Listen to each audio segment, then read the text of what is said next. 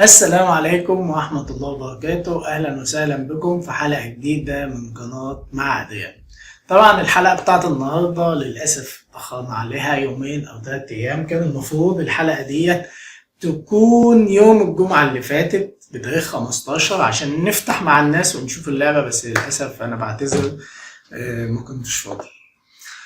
فتعالوا نخش لعبة زيتس اللي احنا كنا اتكلمنا عنها في الفيديو اللي فات من الترشيحات، ونخش بقى نشوف الدنيا ونشوف كل حاجة. وطبعا زي ما قلنا الحسابات والارقام والحاجات ديت احنا ملناش دعوة بيها، احنا هننزل نشوف اللعبة ونشوف الدنيا بتاعتنا ونشوف نظام اللعب ايه، نشوف التلفيل عامل ازاي، نشوف السيستم بتاع اللعبة وبس. ملناش دعوة بقى بأي حاجة في أي حاجة. أنت عجبك الكلام خش العب وما تشغلش بالك بأي حاجة. طيب دلوقتي أنا عملت إيميل وسميته طبعا الاسم المحبب على قلبي اللي هو ديس جوست، ودخلت بقى كده نشوف هنلعب إيه. طيب بعكس اللي احنا متعودين عليه في معظم الالعاب، بتموت وحش واحد بس من وحوش الليفل واحد ديت بيعليك 6 ليفلات، فانا موتت واحد ما عدانيش ليفل، موتت التاني خلاني ليفل 2 14%، التالت 36%. انت متخيل ان كل الكلام اللي احنا بنحكيه ده في الليفل واحد والليفل 2؟ انت لسه هتطلع ل100 وهتطلع قدامك كتير، يعني هتشغل شوية بوت حلوين اللي هو مش واخد بالك. تعال نشوف كده بقى ايه اليونت نظامه ايه، عاملينه زي القديمة ولا لأ. زي ما انتم شايفين منزلين كمان جاينت ليفل واحد، ودي حاجة ما بتبقاش موجودة. ف يعني اللعبة مش هتبقى زي ما انتم فاكرين يعني. واليونيكات، النظام بتاع اليونيكات مش هو النظام القديم اللي احنا متعودين عليه في زيتس. بينزلوا يونيك اسمه اكسبيرينس، محدش يقدر يضربه غير الناس اللي في ليفله او اللي اقل من ليفله او تقريبا ازيد منه ب5 ليفلات. انما ما يجيش واحد مثلا ليفل 60 وبيضرب في التايجر، لا. اليونيك الاكسبيرينس ده محدش يعرف يضربه غير الناس اللي في ليفله. دي حاجة كانوا عاملينها كويسة، بس تقريبا ده تيم تاني وناس تانيين مش نفس اللعب. انا عاجبني اكتر حاجة، عاجبني مش في الليفل اب عشان الناس ما تقولش ده الليفل اب صعب في اللعبة. كده كده انت بتلعب وبتستمتع، وفي ناس كانت بتقول انا عايز اخش الاصلية، فدي حاجة قريبة من الاصلية.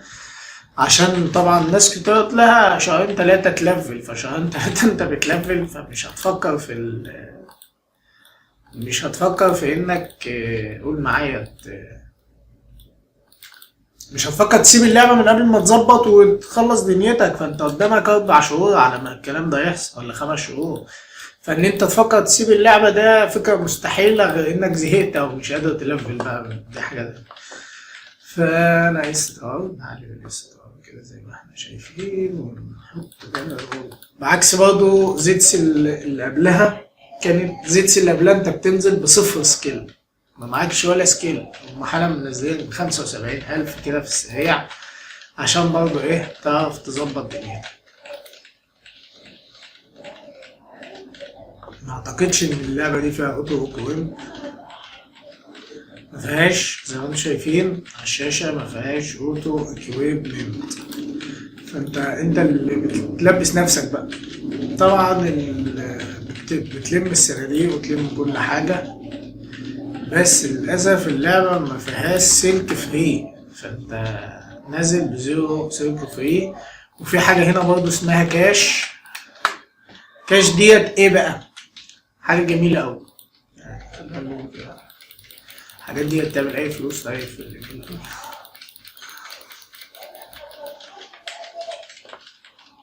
في بلطي. طيب نخش معاه. انا بقيت ليفل 5، يس يس يس. كل ليفل هتعديه هتحس الاحساس ده.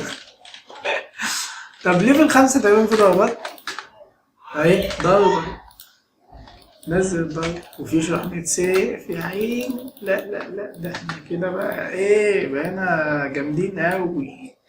خد يا تسلب اليهو يهو، اوعى ضربة واحدة كمان يا ريس.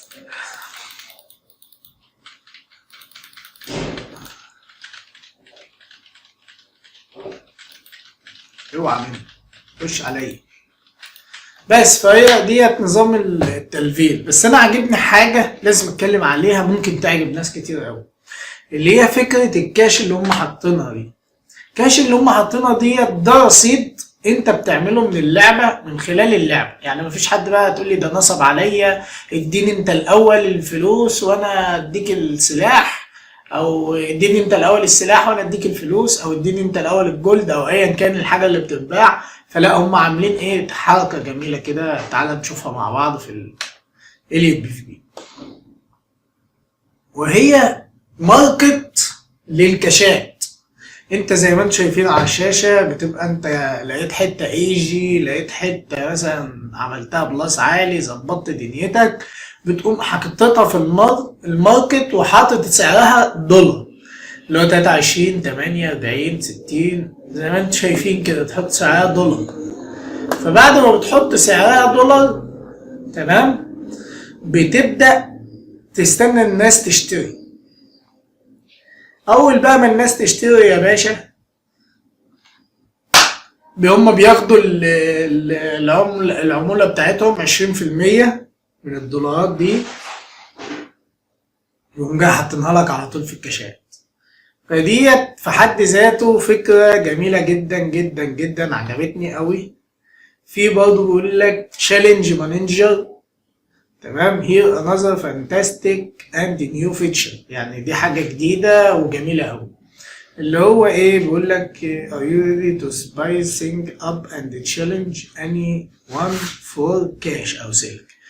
ديت زي PvP، تمام، بنتراهن انا ومثلا واحد صاحبي حبيبي كده، انا شايف ان هو الولا فتك، وايه يا عم الحاج انت جامد، طب تعالى يلا نتراهن انا وانت.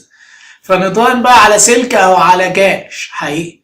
تقوم جاي حاطط مثلا 1000 سلك في الرهان، لو انت كسبتني تاخد ال1000، انت كمان بتحط 1000 سلك، اللي بيكسب بياخد 2000 سلك. حاجة فشيخة أوي. دي حاجة من الحاجات الجديدة واللذيذة واللي فيها متعة. هي عاملة زي الرهانات طبعا، عشان لو حد دخل بقى في سكة الرهان حرام والكلام من ده، بس هي ماشي. هي انت تبقى عارف، ما تجادلش، عايز تعملها اعملها، مش عايز لوحدك. هما بيراهنوا بقى، لان اللعبة ديت تقريبا التيم بتاعها اجنبي مش مصري، ف هتبقى الفكرة بتاعتها حلوة شوية. في كمان هنا عاملين ان انت بتقدر تعمل بتختار نوع التحدي، لو انت عايزه ارينا، عايزه بارتي 4 قصاد 4، عايزه بارتي كامل 8 قصاد 8. والرهان برضو بتختار سواء كاش او سلك، وبتتراهنوا مع بعض وكده. لو انت قدرت تبقى جامد مثلا، ممكن تتراهن بالفلوس وتكسب بقى بالفلوس. طبعا الموضوع هيبقى مربح قوي، لان انت مثلا تعمل رهانات قصاد ناس جامدين تانيين، بس انت بتبقى جامد زيهم، فينزلوا قصادك معاك تيم محترف، تك تك تك تك هوبا تقوم جاي كسبان وعامل كاشات جميله. دي برضو حاجه من الحاجات اللي عجبتني في قلب اللعبه. في كمان الكويست مانجر من ليفل 1 ل 32. طبعا اللعبه ديت لازم تعمل فيها الكويستات كلها، ما تسيبش ولا كويستايه، لان الكويستات بتخليك تعلى انما لو انت قعدت تلعب وتلفل ومشغل البوت، يبقى قابلني لو عديت حاجه يا معلم. فلازم تعمل كل المهمات. انت مثلا في جنجان تعدي على كل NPC بتوع جنجان، تشوف عندهم كويست تاخدها، حتى لو حمر عليك عادي خدها، افضل خد في المهمات كلها، وبعد كده بقى خلص اللي تقدر تخلصه، واللي ما تقدرش بقى سيبه في الاخر. فالعملة بتاعت اللعبة اللي انتوا شايفينها دي هتبقى دي العملة.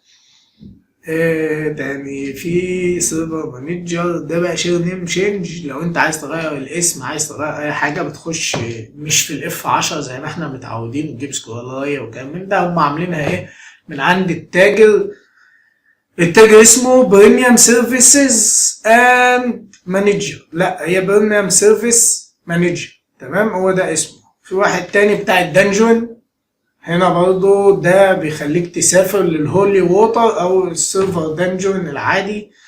فهيبقى في حاجات جميلة قوي واكسترا ديتيلز. هحط لك تاني مدينة الحرامية، كنا بننزل كده جنجان وتقعد تدور على راجل مستخبي في حتة ورا وجع قلب. لا يا عم، شالهولك لك من المكان المستخبي ده وحطهولك لك في سمركند عشان تلاقيه على طول. حاططهولك لك جنب الصينية بتاعت سمركند كده. طبعا ما فيش في اللعبة ديت افكتات والحاجات ديت عشان اللعبة دي الأصلية، فبيبقى كل حاجة الأوريجينال. المدينة بقى خلوها ايه؟ there is no Samarkand and the usual road. The special NPC has been approved. هما special NPC مفيش في سمركند، هتبقى تقريبا ايه؟ جنجان هوتان وشغل يا معلم ودمر الدنيا تدميرا. في الريورد بقى عاملين لك شوية ضربات خيالية طبعا، سلكات ودنيا، فانت لازم عشان تجيب سلكات لازم تجري ورا اليونيكات، والموضوع هيبقى صعب شوية لأن الناس اللي نازلة أنا بصيت عليهم بصة سريعة، ناس حلوة يعني، حلوة أوي.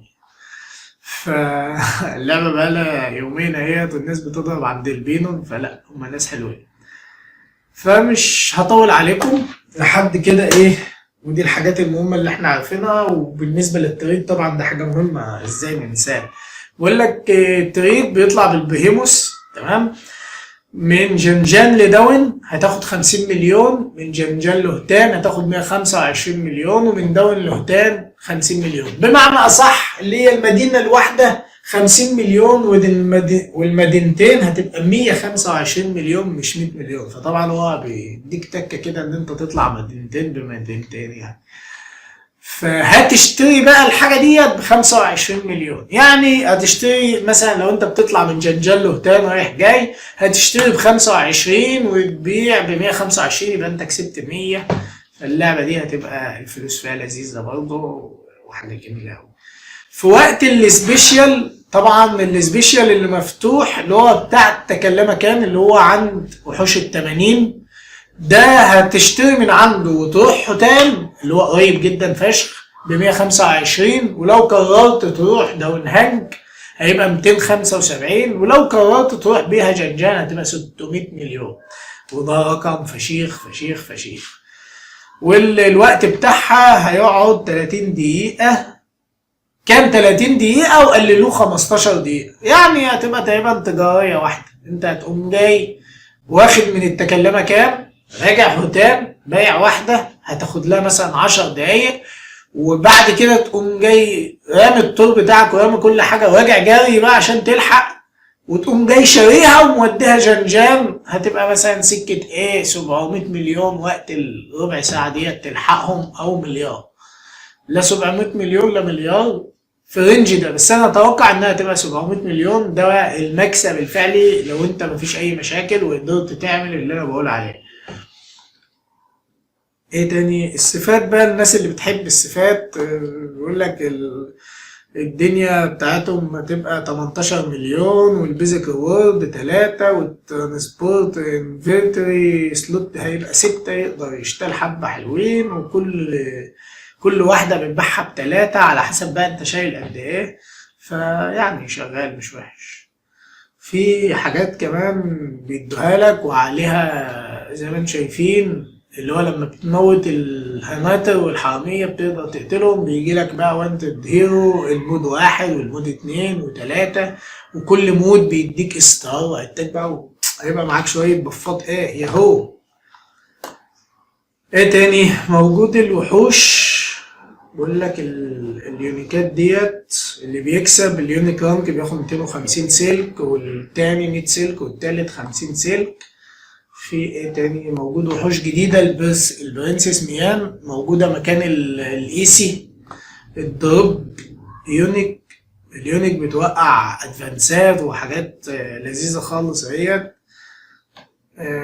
شي اولسو اوفر رود 500 سلك، يعني مش هتبقى صعبة قوي بيتهيألي. هو التلفيل بس اللي هيبقى دموي، يعني متى ما لفلت خلاص انت كده معلم يا معلم.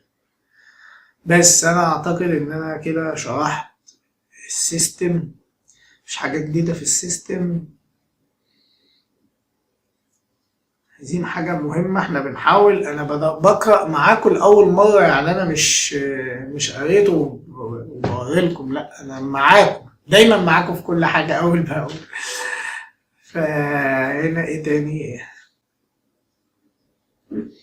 دي الفرعون الورد في دي الكوستات تقريبا. تمام. لا دي الاشيف اللي هي المهمات اللي بتبقى راكنه انت ما بتاخدهاش، هي بتبقى معاك في الايميل ولما بتخلصها بيجي لك الريورد ده. بيقول لك ديفيت تايجر او كاربرس او كابتن او ارشي او ايسي او لورد او ديمون، كل واحد 5 مرات هيجي لك 7 ماجيك بوب و100 سلك. تمام. دي للناس اللي بتجري بقى ورا الحاجات ديت. وبيقول لك هنا استعمل 10000 اليكسر ايا كان هم ايه، وهيجي لك 10 ماجيك لاكي باودر و25 امورتال و50 لاكي. ده رقم كبير، لو انت عملت له اشيف هيبقى عسل قوي.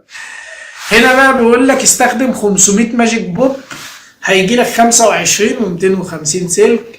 في تاني الفرعون ايجيبت بيقول لك ديفيت يعني موت سفنكس او سخم اليونيكات اللي جوه التمبل يعني بتاع الفراعنه. لو خلصت المهمه ديت وموتت 5 من اي واحد منهم، طبعا كل ما هتموت واحد المهمه تتحسب لك، دي مهمه مش صعبه. هتديك 13 ماجيك بوب و250 سلك. التمبل برضو العادي اللي هو في المهمه بقى هيديك 25 و500.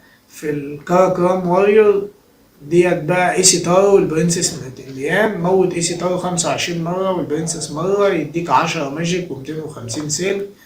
اللورد ياركن 10 و250، الديمون شيطان 10 و250، والسيرفنت اللي هو الميدوسا ديت حدث كبير برضه بيديك 10 و250. في مهمات هانت اهيت بيدوها لك، دي بتديك 50,000 سكيل. اول مانستر اون ذا وورلد ماب، دي بتاخدها منين المهمة دي عشان الناس كلها عايزة تعرف. from the moment you create the basic quest are added your character by the system. لوحدها يعني هي لوحدها بتتحط. طب هي معايا؟ مش معايا. امال ايه فين؟